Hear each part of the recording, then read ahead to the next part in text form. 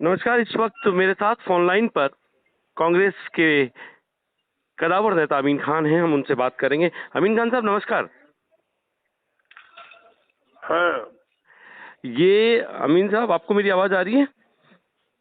हाँ, आवाज आ रही है जी, बस मैं आपसे यही जानना चाह रहा था कि कल आपकी बाड़मेर लोकसभा से जो कांग्रेस के जो प्रत्याशी हैं वो मिलने आपके गांव आए थे, तो आपकी और उनकी जो मुलाकात हुई, उस मुलाकात में क्या बात हुई?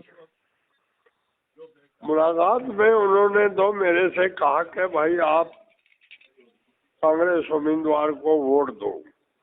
जी उन्होंने ये बात मेरे को 8-10 ग्रुप आए जाटों के। जी मैंने कहा कि भाई जिला बाड़मेर में जाटों ने कांग्रेस को कमजोर कर रखी है, जी क्योंकि ये एक जाति के अलावा किसी को कांग्रेसी मानते नहीं है।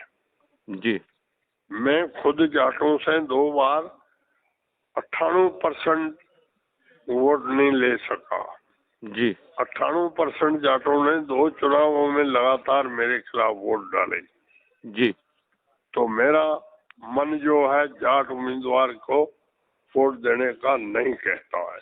जी मैंने सभी को ये जवाब दिया।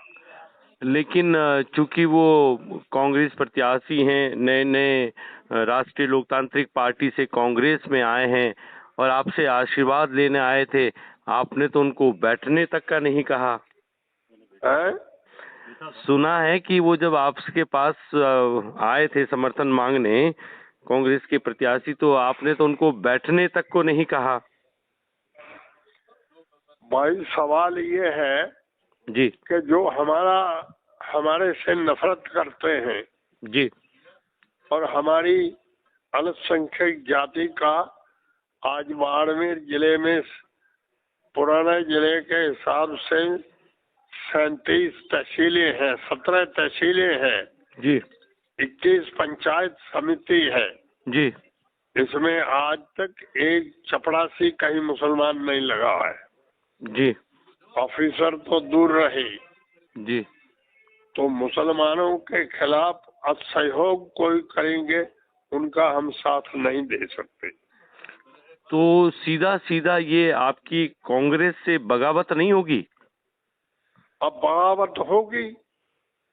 बगावत में ये कांग्रेसी खुद सुनील परियार और ये फतेह खान जी 6 साल के लिए निष्कासित हुए, महीने के अंदर रीस्टेट हो गए। जी तो ये तो कांग्रेस का हाल है, तो हम भी महीने में रीस्टेट हो जाएंगे। और अगर आप जो ये खुल के बता रहे हैं कि निर्दलीय प्रत्याशी को समर्थन दे दीजिए, उसको सपोर्ट कर दीजिए, ऐसा आपने कहा है मैंने कि? तो मुसलमान कौम को ये कहा है जी कि राजपूतों पर मुसलमानों का सदियों से जी मधुर संबंध रहे हैं। जी ये अपना भला नहीं कर सकेंगे तो बुरा नहीं करेंगे। जी और वोट आपकी इच्छा कहे जी तो इस निर्दलीय भाटी को दे दो। मैं किसी सभा करने नहीं जाऊंगा, प्रचार करने कहीं नहीं जाऊंगा। लेकिन आपका इतना कह देना ही एक साफ साफ संदेश है कि सरहद के जो मुसलमान हैं वो भाटी को समर्थन दे दें, भाटी को वोट कर दें। आपका सीधा सीधा संदेश यही हुआ। और संदेश तो ये हुआ, पर मैं कहीं भी इस निर्दलीय की सभा में नहीं गया, न जाऊंगा जी और न इनकी मीटिंग में कहीं जाऊंगा।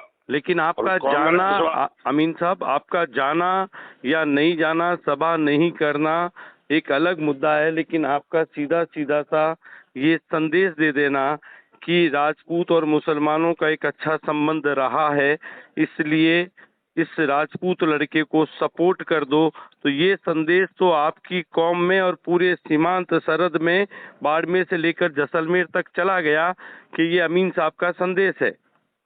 हाँ, वो संदेश माने नहीं माने उनकी मर्जी। आपका संदेश ना माने ऐसा होता है? माने होता, दुनिया में बड़े बड़े आदमियों को लोग नहीं मानते हैं। मैं तो एक छोटा सा आदमी। लेकिन अमीन खान साहब, आपने कभी ये नहीं सोचा कि आपके इस बयान से जाटों के प्रति आपकी जो नाराजगी से कांग्रेस से जो आपकी बगावत होगी वो कल आपके बेटे या पोते को कांग्रेस की राजनीति में कहीं अस्थिर कर देगा? ऐसा कभी सोचा? ऐसा हमने सोच रखा, ये हमारा कभी सहयोग नहीं करेंगे जाट? हाँ जी ये हमने पहले सोच रखा है। जी इनकी हिस्ट्री की आदत से जी।